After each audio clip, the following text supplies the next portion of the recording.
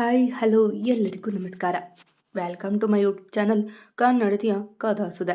ನಾನು ನಿಮ್ಮ ರೂಪ ಕನ್ನಡತೆ. ಕಥೆಗಳು ಇಷ್ಟ ಆದರೆ ಚಾನಲನ್ನು ಸಬ್ಸ್ಕ್ರೈಬ್ ಮಾಡ್ಕೊಳ್ಳಿ. ಹಾಗೆ ಕಥೆಗಳು ಇಷ್ಟ ಆದರೆ ಲೈಕ್ ಮಾಡಿ, ಕಮೆಂಟ್ ಮಾಡಿ, ನಿಮ್ಮ ಸ್ನೇಹಿತರಿಗೂ ಶೇರ್ ಮಾಡಿ. ಹೃದಯವ ಕಾದಿರಿಸು ನನಗಾಗಿ ಭಾಗ 60. ಎಲ್ಲವೂ ಸರಿಯಾಗಿ ನಡೆಯುತ್ತಿತ್ತು. ಊರ್ಮಿಳಾ ಹುಷಾರಾಗಿದ್ಲು. ಅವಳ ಮೇಲೆ ಇದ್ದ ತುಸು ಭಿನ್ನಾಭಿಪ್ರಾಯ ಸಹ ಹೋಗಿತ್ತು ಸುಮಿತ್ರಾ ಕೌಸಲ್ಯ ಅವರಿಗೆ. ಸಮಯವೇ ಆಗಲ್ವೇ, ಅದಕ್ಕೆ ಎಲ್ಲವನ್ನ ಮರೆಸುವ ಶಕ್ತಿ ಇದೆ. ಇನ್ನು ಜಾನುವಿಗೆ 7 ತಿಂಗಳು ತುಂಬಿತ್ತು. ಅವಳ ಸೀಮಂತ ಕಾರ್ಯಕ್ರಮದ ಬಗ್ಗೆ ಚರ್ಚೆ ನಡೆಯುತ್ತಿದ್ವು. ರಾಮ್, ಈ ತಿಂಗಳಲ್ಲೇ ಮಾಡಿಬಿಡೋಣ ಗಣೋ. ಒಂದಲ್ಲ 2 ಮಕ್ಕಳು ಇರೋದು ಜಾನು ಒಡಲಲ್ಲಿ ಎಂದು ಹೇಳಿದ್ರು ಕೌಸಲ್ಯ. ಜಾನು ಮಾತ್ರ ಐಸ್ ಕ್ರೀಮ್ ತಿನ್ನುತ್ತಾ ಕುಳಿತಿದ್ಲು. ಅಮ್ಮ, ಇನ್ನೊಂದು ತಿಂಗಳಾಗಲಿ, ಅದ್ದೂರಿಯಾಗಿ ಮಾಡಬೇಕು ನಾನು, ಹೀಗೆ ಸಡನ್ನಾಗಿ ಬೇಡ ಎಂದ ಮೂತಿ ಉದ್ದ ಮಾಡಿ ತನ್ನವಳ ತುಟಿಗೆ ಮೆತ್ತಿದ್ದ ಐಸ್ ಕ್ರೀಮ್ ತೊಡೆದ. ಹಾಗಲ್ಲ ಕಣೋ, ಇದು ಚೊಚ್ಚಲ ಬಸಿರು. ಹಾಗೆ ಅವಳಿ ಜವಳಿ ಮಕ್ಕಳು ಇದ್ದಾಗ ಡೆಲಿವರಿ ಬಗ್ಗೆ ಹೆಚ್ಚು ಜಾಗೃತೆ ಇರಬೇಕು. ಮಕ್ಕಳು ದೊಡ್ಡದಾದಾಗ ಹೊಟ್ಟೆಯಲ್ಲಿ ಜಾಗ ಸಾಲೋದಿಲ್ಲ. ಅದೆಲ್ಲ ಬಿಡು, ನಿನಗೆ ಗೊತ್ತಾಗಲ್ಲ. ಆದರೆ ಒಂದು ಹೆಚ್ಚು ಅದ್ದೂರಿಯಾಗಿ ಮಾಡೋದು ಬೇಡ ಎಂದು ಅಜ್ಜಿ ಹೇಳಿದಾಗ ಅವರ ಕೆಕ್ಕರಿಸಿ ನೋಡಿ, ಅಜ್ಜಿ ನೀನು ಬಜ್ಜಿ ಮಾಡಿಬಿಡ್ತೀನಿ ಗ್ರ್ಯಾಂಡ್ ಬೇಡ ಅಂದರೆ. ನಾನು ನನ್ನ ಮಕ್ಕಳಿಗೆ ಸಂಬಂಧಪಟ್ಟ ಎಲ್ಲ ವಿಶೇಷ ಕಾರ್ಯಕ್ರಮವನ್ನು 4 ಜನ ನಿಂತು ನೋಡುವ ಥರವೇ ಆಚರಣೆ ಮಾಡೋದು ಎಂದು ಹೇಳಿದ ಕೋಪ ಮಾಡಿಕೊಂಡು. ಅಯ್ಯೋ ಪೆದ್ದ, 6 ಹೆತ್ತವಳಿಗೆ 3 ಹೆತ್ತವಳು ಬುದ್ಧಿ ಹೇಳಿದ್ಲಂತೆ. ಹೇಳೋದು ಕೇಳು ಮಂಗ, ಅವಳ ಹೊಟ್ಟೆ ಎಷ್ಟು ಮುಂದೆ ಬಂದಿದೆ ಗೊತ್ತಲ್ಲ. ಇನ್ನು ನೋಡುವವರ ಕಣ್ಣು ಸರಿ ಇರೋದಿಲ್ಲ. ಅವಳ ಒಡಲ ನೋಡಿ ಕಣ್ಣು ಬಿಟ್ಟರೆ ನಾಳೆ ಹುಟ್ಟೋ ಮಕ್ಕಳಿಗೆ ಅಥವಾ ತಾಯಿಗೆ ಏನಾದರೂ ಕೆಡುಕು ಆಗುತ್ತೆ.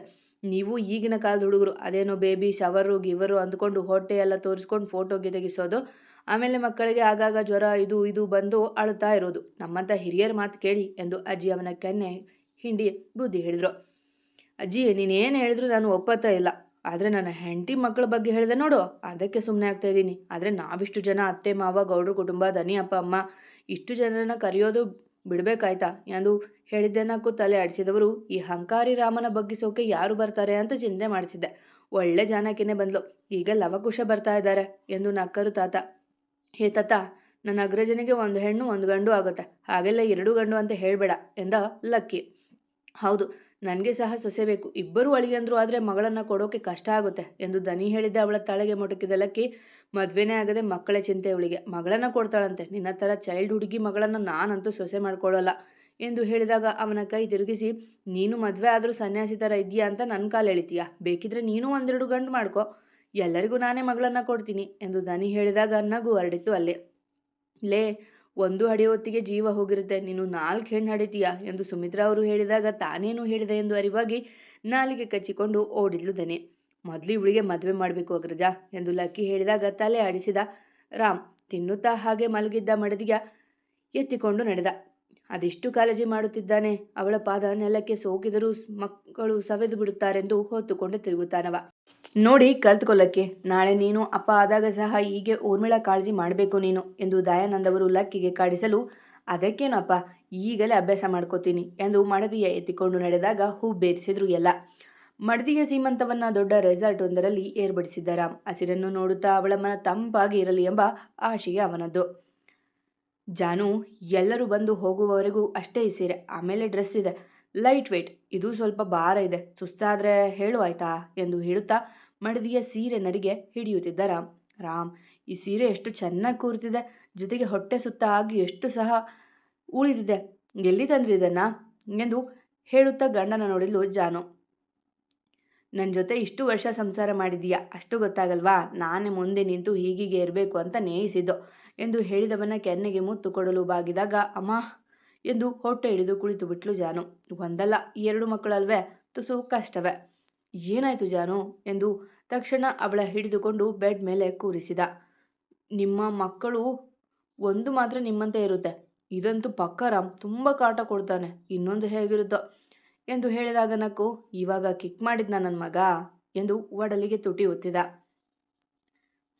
ಸ್ವಲ್ಪ ಹ್ಯಾಶ್ ಆಗಿ ಒದಿತಾನೆ ಎಂದು ಹೇಳಿದಾಗ ಮೆಲ್ಲಗೆ ಅವಳ ಒಡಲ ಸವರಿ, ಕಂದಮ್ಮ, ಅಮ್ಮನಿಗೆ ಅಷ್ಟು ನೋವು ಮಾಡಬಾರ್ದು, ಅಪ್ಪ ಇದ್ದಾರೆ ಅಲ್ವಾ, ಆಚೆ ಬಂದಮೇಲೆ ನನ್ನ ಎದೆಯ ಮೇಲೆ ಮಲಗಿ ಎಷ್ಟಾದರೂ ಒದ್ರೀರಿ, ಪಾಪ ಅಲ್ವಮ್ಮ ಎಂದು ಹೇಳಿದಾಗ ನಕ್ಕಳು ಜಾನು. ರಾಮ್, ಸಾಕು ಮಾತಾಡಿದ್ದು, ನನ್ನ ಒಡವೆ ಕೊಡಿ, ಬೇಗ ಹೋಗೋಣ ಎಂದು ಹೇಳಿದಾಗ ತಾನೇ ಬಾಕ್ಸ್ ತೆಗೆದುಕೊಂಡು ಬಂದು ಅವಳ ಮೈ ಮೇಲೆ ಒಡವೆ ಹಾಕಿದ. ತುಂಬ ಆಗಲಿಲ್ವ ರಾಮ್, 1-2 ಸಾಕಿತ್ತು ಎಂದು ಕೊರಳು ನೋಡಿಕೊಳ್ಳುತ್ತಾ ಹೇಳಿದ್ಲು. ಮೈ ಡಿಯರ್ ಜಾನು, ಇದು ನಿನ್ನ ಮೊದಲ ಪ್ರೆಗ್ನೆನ್ಸಿ. ನೀನು 100 ಬಾರಿ ಸೀಮಂತ ಮಾಡಿಕೊಂಡ್ರೂ ಇದಕ್ಕಿಂತ 10 ಪಟ್ಟು ಒಡವೆ ಹಾಕುವ ಆಸೆ ಇದೆ ನನಗೆ. ಆದರೆ ಹೆಣ್ಣಾಗಲಿ ಗಂಡಾಗಲಿ ಈ 2 ಮಕ್ಕಳು ಸಾಕು. ನೀನು ನೋವು ಪಡುವುದು ನನ್ನಿಂದ ನೋಡೋದಕ್ಕಾಗೋದಿಲ್ಲ ಎಂದು ಹೇಳಿದಾಗ ಅವನ ಲಘುವಾಗಿ, ಅಪ್ಪಿ, ಈ ರಾವಣ ಇಷ್ಟೊಂದು ಒಳ್ಳೆಯ ರಾಮ ಆಗಿರೋದು ನನಗೆ ತುಂಬ ಖುಷಿ ರಾಮ್. ಹೆಮ್ಮೆ ಆಗುತ್ತೆ ನಿಮ್ಮನ್ನು ನೋಡಿದ್ರೆ ಎಂದು ಹೇಳುವಾಗ ನಕ್ಕ ರಾಮ್. ಅದೆಲ್ಲ ಕ್ರೆಡಿಟ್ ನಿಮಗೆ ಮಿಸಸ್ ಸರ್ವಾಂಶ್ರಾಮ್, ಏಕೆಂದರೆ ರಾವಣನ ಬದಲಿಸಿದ್ದು ನೀವು ಎಂದು ಒಬ್ಬರಿಗೊಬ್ಬರು ಹೊಗಳಿಕೊಳ್ಳುವಾಗ ಬಾಗಿಲು ಬಡಿದ ಸದ್ದಾಗಿತ್ತು. ಟೈಮ್ ಆಯಿತು ಅನಿಸುತ್ತೆ ಎಂದು ಬಾಗಿಲು ತೆಗೆದ. ಒಳಗೆ ಬಂದ ದನಿ ಅತ್ತಿಗೆಯ ನೋಡಿ, ಅತ್ತಿಗೆ ನಿಜ ಎಷ್ಟು ಬ್ಯೂಟಿಫುಲ್ ಆಗಿದ್ದಾರೆ ಗೊತ್ತಾ, ಅಬ್ಬಾ ನಿಮ್ಮನ್ನು ನೋಡ್ತಿದ್ರೆ ಮುತ್ತು ಕೊಡಬೇಕು ಅನಿಸುತ್ತೆ ಎಂದು ಅವಳ ಕೆನ್ನೆಗೆ ಮುತ್ತು ಕೊಟ್ಲು. ಪ್ರಿನ್ಸೆಸ್ ಯಾಕೆ ಬಂದಿದ್ದು, ಮುತ್ತು ಕೊಡೋದಿಕ್ಕಾ ಎಂದು ರಾಮ್ ಅವಳ ಕೇಳಿದಾಗ ತಲೆ ಕೆರೆದುಕೊಂಡು, ಇವತ್ತೇ ಬನ್ನಿ ಅಂತ ಹೇಳು ಅಂದರು ಅವರೆಲ್ಲ. ಬೇಗ ಶಾಸ್ತ್ರ ಶುರು ಮಾಡಬೇಕು ನಾವು ಅಂತ ಹಿರಿಯರೆಲ್ಲ ಬಾಯಿ ಬಾಯಿ ಬಡ್ಕೊಳ್ತಿದ್ರು ಎಂದು ದನಿ ಹೇಳಿದಾಗ ಕೈ ಕೈ ಬೆಸೆದು ಇಬ್ಬರು ಆಚೆ ಬಂದರು. ಅವಳ ಹಸಿರು ಬಣ್ಣದ ಸೀರೆ ಉಟ್ಟು ತುಂಬು ಒಡಲ ಭೂತಾಯಿ ರೀತಿ ಕಂಗೊಳಿಸುತ್ತಿದ್ರೆ ಅವ ಅದೇ ಬಣ್ಣದ ಶರ್ಟ್ ತೊಟ್ಟು ಕಂಗೊಳಿಸುತ್ತಿದ್ದ. ಇಬ್ಬರು ನಡೆದು ಬರುತ್ತಿದ್ರೆ ದೃಷ್ಟಿ ಆಗುವಂತೆ ಇತ್ತು. ಅದಕ್ಕೆ ಏನೋ ಅದ್ದೂರಿಯಾಗಿ ಬೇಡ ಅಂದಿದ್ದು. ಮೈಕೈ ತುಂಬಿಕೊಂಡು ಮುದ್ದಾಗಿ ಕಾಣುತ್ತಿದ್ದಾಳೆ ಆಕೆ. ತುಂಬ ಮುದ್ದಾಗಿ ಕಾಣ್ತಾ ಇದೆಯಾ ಎಂದು ದೃಷ್ಟಿ ತೆಗೆದರು ಭೂಮಿಕಾ. ಮಗಳೇ ಪುಟ್ಟ ಪಾಪು, ಅವಳ ಒಡಲಲ್ಲಿ 2 ಪಾಪು. ಅಪ್ಪ ಅಮ್ಮನಿಗೆ ಅದೊಂದು ಆಶ್ಚರ್ಯ ವಿಷಯ. ಇನ್ನೂ ಅಭಿಯಂತೂ ತನ್ನ ಪುಟ್ಟ ತಂಗಿಯ ನೋಡುತ್ತಲೇ ಇದ್ದ. ಆ ಮುದ್ದು ಮುಖದಲ್ಲಿ ತಾಯಿಯ ಕಳೆ ನೋಡುವುದೇ ಚಂದ.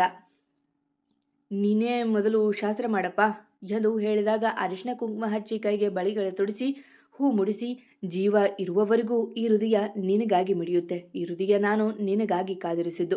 ಲವ್ ಯು ಜಾನು ಎಂದು ಅವಳ ಹಣೆಗೆ ಮುತ್ತಿಟ್ಟ. ಇಂತಹ ಕ್ಷಣಕ್ಕಾಗಿ ಅಲ್ಲವೇ ಒಂದು ಹೆಣ್ಣು ಕಾಯುವುದು. ಶ್ರೀಮಂತಿಕೆ ಆಡಂಬರ ಏನು ಬೇಡ. ಒಂದು ಹಿಡಿ ಪ್ರೀತಿ ಹೊಟ್ಟೆಗೆ ಅನ್ನ ಕೊಡುವ ಗಂಡ ಇದ್ರೆ ಸಾಕು. ತವರು ಮನೆಯ ಮರೆತು ಬಿಡುತ್ತಾರೆ. ಇನ್ನು ಇಷ್ಟು ಪ್ರೀತಿ ತೋರುವ ಗಂಡನೂ ಇದ್ದ ಮೇಲೆ 2 ಪಾಪು ಹೊರುವುದು ಕಷ್ಟವೇನಲ್ಲ ಅವಳಿಗೆ. ನೋವಾದಾಗ ಅವಳಿಗಿಂತ ಮುಂಚೆ ಅತ್ತು ಅವಳ ಪ್ರತಿ ಆಸೆ ಈಡೇರಿಸುತ್ತಾ ಅವಳನ್ನು ಗುಬ್ಬಿ ಮರಿಯಂತೆ ಹೊತ್ತು ತಿರುಗುತ್ತಾ ಅವಳ ಹೆಜ್ಜೆ ಸವಿಯದಂತೆ ಕಾಯುತ್ತಾ ಇರುವಾಗ ಅವಳ ಕಣ್ಣುಗಳು ತುಂಬಿ ಹರಿದವು. ರಾಮ್, ನಿಜಕ್ಕೂ ನಾನು ಪುಣ್ಯ ಮಾಡಿದ್ದೆ ನಿಮ್ಮಂಥ ಗಂಡನನ್ನು ಪಡೆಯೋಕೆ ಎಂದು ಅವಳು ಮೆಲ್ಲಗೆ ಬೀಕಿದಾಗ ಹೆಬ್ಬೆರಳಿನಿಂದ ಅವಳ ಕಣ್ಣೀರು ತೊಳೆದು, ಅಳುವ ಸಮಯ ಅಲ್ಲ ಇದು ಎಂದು ದೂರ ಸರಿದು ಕೈ ಕಟ್ಟಿ ನಿಂತ. ನಂತರ ಒಬ್ಬೊಬ್ಬರೇ ಅವಳಿಗೆ ಶಾಸ್ತ್ರ ಮಾಡಿದ್ರು. ಅಮ್ಮ, ಇಬ್ಬರು ಅತ್ತೆಯರು, ದನಿಯ ಅಮ್ಮ, ಗೌಡರ ಮಡದಿ, ಅಬ್ಬಾ ಎಷ್ಟು ಜನ ತಾಯಿಯರು ಅವಳಿಗೆ. ಇತ್ತ ದನಿ ತನ್ನವನ ಕೈ ಹಿಡಿದು ಶಾಸ್ತ್ರ ಮಾಡಿಸಿಕೊಳ್ಳುವ ಕನಸು ಹೆಣೆದು ಪುಳುಕಿತ ಆದರೂ ಅತ್ತ ಊರ್ಮಿಳಾ ಕಣ್ಣೊರೆಸಿಕೊಂಡು ಅಲ್ಲಿಂದ ಸರಿದಿದ್ಲು. ಮಡದಿ ಅಳುತ್ತಾ ಹೋಗಿದ್ದು ನೋಡಿದ ಲಕ್ಕಿ ಸಹ ಅವಳ ಹಿಂದೆ ಓಡಿದ್ದ. ತುಂಬ ದೃಷ್ಟಿ ಆಗಿದೆ ಅವಳಿಗೆ. ರಾಮ್, ಕುಂಬಳಕಾಯಿ ತಂದಿದೀಯಾ ಎಂದು ಅಜ್ಜಿಗೆ ಹೇಳಿದಾಗ ನಕ್ಕು ಹಿಂದೆ ತಿರುಗಿ ನೋಡಿದ. ಶ್ರೇಷ್ಠರಲ್ಲೇ ಶ್ರೇಷ್ಠ ಮಂಗಳಮುಖಿಯರನ್ನ ಕರೆಸಿದ್ದ ಅವ. ಅವರು ಬಂದು ಜಾನುವಿಗೆ ದೃಷ್ಟಿ ತೆಗೆದು, ಯಾರ ಕಣ್ಣು ತಾಗದು ಮಗಳೇ ನಿನಗೆ. ನಿನ್ನ ಗಂಡ ಹೇಳಿದ, ಒಂದು ಸರಿ ಮಕ್ಕಳಿಗೆ ಕಂಟಕ ಬಂದಿತ್ತಂತೆ. ಆದರೆ ನಮ್ಮ ಆಶೀರ್ವಾದ ಪಡೆದಿದ್ದೀಯಾ. ಇನ್ನೆಂದು ಯಾವ ತೊಂದರೆ ಆಗದೆ ಮಕ್ಕಳು ಭೂಮಿಗೆ ಬರ್ತಾರೆ ಎಂದು ಹೇಳಿದವರ ಮಾತಿಗೆ ಗಂಡನ ಕಡೆಗೆ ಮತ್ತೊಮ್ಮೆ ಕಣ್ಣು ತುಂಬಿಕೊಂಡು ನೋಡಿದ್ಲು. ಅವ ಸುಮ್ಮನೆ ಕೈ ಕಟ್ಟಿ ಅವಳನ್ನೇ ನೋಡುತ್ತಿದ್ದ. ಅಳುತ್ತಾ ಹೋದ ಮಡದಿಯ ಹಿಂಬಾಲಿಸಿ ಬಂದ ಲಕ್ಕಿಗೆ ಕಾಣಿಸಿದ್ದು ಒಂದು ಮರದ ಕೆಳಗೆ ಕುಳಿತು ಮೆಲ್ಲಗೆ ಬಿಕ್ಕುತ್ತಿದ್ದ ಊರ್ಮಿಳಾ. ಇಂತಹ ಖುಷಿ ಸಮಯದಲ್ಲಿ ಅವಳು ಅಳುತ್ತಿರುವುದು ಯಾಕೆ ಎಂದು ಅರ್ಥವಾಗದೆ ಮೆಲ್ಲಗೆ ಅವಳ ಬಳಿ ಬಂದ. ಊರು, ಯಾಕಳ್ತಾ ಇದೀಯಾ ಎಂದು ಅವಳ ಪಕ್ಕ ಕುಳಿತುಕೊಳ್ಳುತ್ತಾ. ಅವನು ಬಂದಿದ್ದು ಕಾಣಿಸಿದ್ದೆ ತರವರನೆ ಕಣ್ಣೀರು ತೊಳೆದುಕೊಂಡು, ಲಕ್ಕಿ, ನೀವ್ಯಾಕೆ ಬರೋದಕ್ಕೆ ಹೋದ್ರಿ, ಅಲ್ಲಿ ನೋಡಿಕೊಳ್ಳುವುದು ಬಿಟ್ಟು ಎಂದಳು ಸಹಜವಾಗಿ ಇರುವಂತೆ ನಟಿಸಿ. ದದ್ದಮ್ಮ, ನೀನಿಲ್ಲ ಅಳ್ತಾ ಕೂತ್ರೆ ನಾನು ಅಲ್ಲಿ ಹೇಗಿರಲಿ, ಅಷ್ಟಕ್ಕೂ ಅಳುವಂಥದ್ದಕ್ಕೆ ಕಾರಣ ಏನು ಎಂದು ಕೇಳಿದ ಅವಳನ್ನು ಎದೆಗೆ ಒರಗಿಸಿಕೊಂಡು. ಹಾಂ, ಏನಿಲ್ಲ ಯಜಮಾನ್ರೆ, ಹೋಗೋಣ ಎಂದು ಹೇಳಿದವಳ ಮಗುವನ್ನು ಬೊಗಸೆಯಲ್ಲಿ ಹಿಡಿದು, ಹೇಳು ಏನಾಯ್ತು, ಯಾರಾದರೂ ಏನಾದರೂ ಹೇಳಿದ್ರಾ ಎಂದು ಕೇಳಿದಾಗ ಅಡ್ಡಡ್ಡ ತಲೆ ಆಡಿಸಿ, ಅಮ್ಮನ ನೆನಪಾಯ್ತು. ನಾನು ಮಗುವನ್ನು ಹೊತ್ತಾಗ ಆರೈಕೆ ಮಾಡೋದಕ್ಕೆ ಅಮ್ಮ ಇಲ್ವಲ್ಲ, ಅದಕ್ಕೆ ಬೇಜಾರಾಯಿತು ಎಂದು ಹೇಳುತ್ತಾ ಮತ್ತೆ ಕಣ್ಣು ತುಂಬಿಕೊಂಡವಳ ನೋಡಿ, ಹುಚ್ಚಿ, ಇಲ್ಲದೆ ಇರುವುದನ್ನು ನೆನೆದು ಕೊರುಗುವುದೇ ಯಾಕೆ. ನಾನಿಲ್ವೇ ನಿನಗೆ ಅಮ್ಮನಷ್ಟೇ ಪ್ರೀತಿ ಕೊಡಲು. ಆರೈಕೆ ಅಲ್ವಾ, ನಿನ್ನ ನೋವನ್ನು ನಾನು ತೆಗೆದುಕೊಳ್ಳೋಕೆ ಬರೋದಿಲ್ಲ ಅಷ್ಟೆ. ಆದರೆ ತಾಯ್ತನದ ಪ್ರತಿ ಹೆಜ್ಜೆಯಲ್ಲೂ ನಾನು ನಿನ್ನ ಜೊತೆಗಿರ್ತೀನಿ. ಐ ಪ್ರಾಮಿಸ್ ಯು ಕಣ ಎಂದು ಹೇಳಿದಾಗ ಅವನ ಎದೆಗೊರಗಿ ಬಿಟ್ಲು ಊರ್ಮಿಳಾ. ಮಗು ಬಗ್ಗೆ ಕನಸು ಕಾಣೋದಷ್ಟೇ ಅಲ್ಲ ಮಿಸ್ಟರ್ ಅಣ್ಣಯ್ಯ, ಅದಕ್ಕೆ ಅಡಿಪಾಯ ಸಹ ಹಾಕಬೇಕು. ನೀವಿನ್ನೂ ಮಗುವಿಗಾಗಿ 1 ವರ್ಷ ಕಾಯಬೇಕು ಎಂಬ ದನಿಗೆ ಇಬ್ಬರು ತಿರುಗಿ ನೋಡಲು ಪೂರ್ತಿ ಮನೆಯವರು ನಿಂತಿದ್ದಾರೆ. ನನ್ನ ಹೆಂಡತಿ ಓದು ಮುಗಿಯುವ ತನಕ ಮಕ್ಕಳು ಬೇಡ ಅಂದವನು ಏನೇನೋ ಹೇಳ್ತಾ ಇದೆಯಾ, ಯಾವ ಮೂವಿಯಲ್ಲಿ ನೋಡಿದೆ ಎಂದು ದನಿ ಹೇಳಿದೆ. ಎತ್ತು ಅವಳತ್ತ ಬಂದವ, ಕತೆ ಎಷ್ಟೇ ಮಾತಾಡೋದು? ಕೆಟ್ಟು ಬಿಟ್ಟಿದೀಯ ನೀನು. ದೊಡ್ಡವರ ಎದುರು ಏನು ಹೇಳಬೇಕು ತಿಳಿಯದ ಎಂದು ಅವಳ ಕಿವಿ ಹಿಂಡಿದ.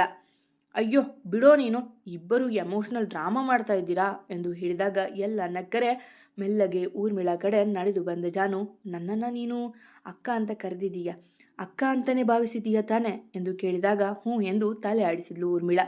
ಮತ್ತೆ ಅಕ್ಕ ತಾಯಿ ಸಹ ಆಗ್ತಾಳೆ ಅಲ್ವಾ? ನನ್ನ ಮಕ್ಕಳನ್ನು ಅತ್ತಿಯರ ಕೈಗೆ ಇಟ್ಟು ನಾನು ನಿನ್ನ ಮಗುವನ್ನು ನೋಡಿಕೊಳ್ಳುವೆ ಆಯ್ತಾ? ಜಾಸ್ತಿ ತಲೆ ಕೆಡಿಸಿಕೊಳ್ಳದೆ ಓದಿನ ಕಡೆ ಗಮನ ಕೊಡು ಎಂದು ಜಾನು ಹೇಳಿದಾಗ ಕಣ್ಣು ತುಂಬಿಕೊಂಡು ಅವಳ ಅಪ್ಪಿಬಿಟ್ಲು.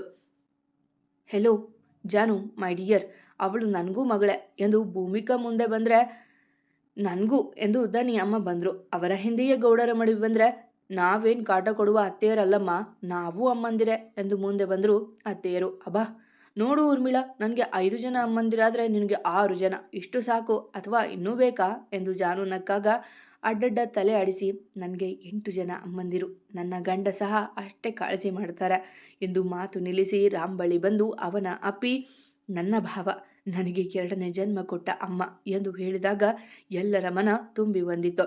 ಸಾಕು ಅತ್ತಿದ್ದು, ಇವಾಗ ಎಕ್ಸಾಮ್ ಬಗ್ಗೆ ಚಿಂತೆ ಮಾಡು, ಆಮೇಲೆ ಮಗು ಬಗ್ಗೆ ಚಿಂತೆ ಮಾಡುವಂತೆ.